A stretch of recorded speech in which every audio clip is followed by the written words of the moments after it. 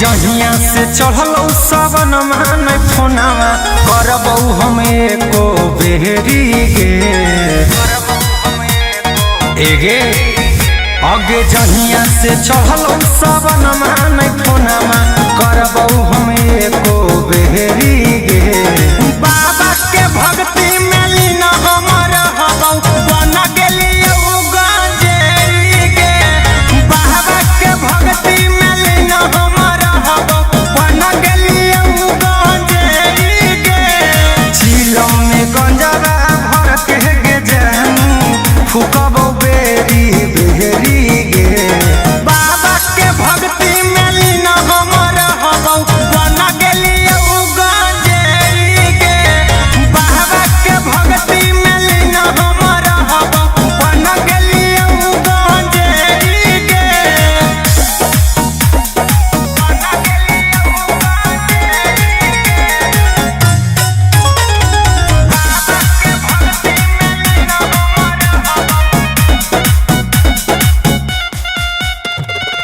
भोले के कृपा से जानू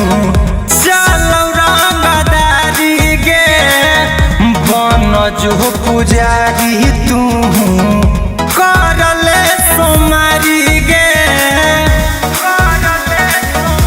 कि भर सावन रहबौ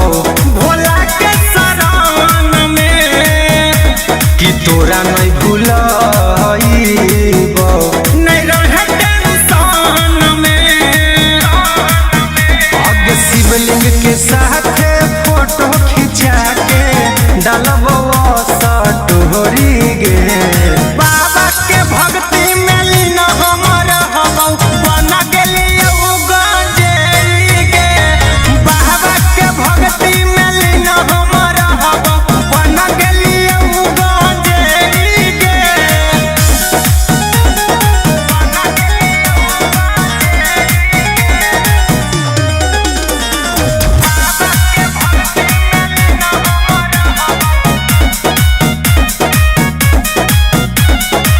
सावन भर के बात होगे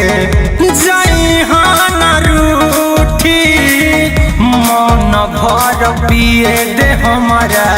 बाबा जी के बूटी बाबा के आशीर्वाद जब रहतै ऊपर गे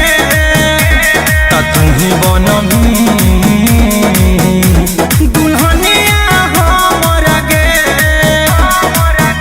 आगे अगिरा कुंदन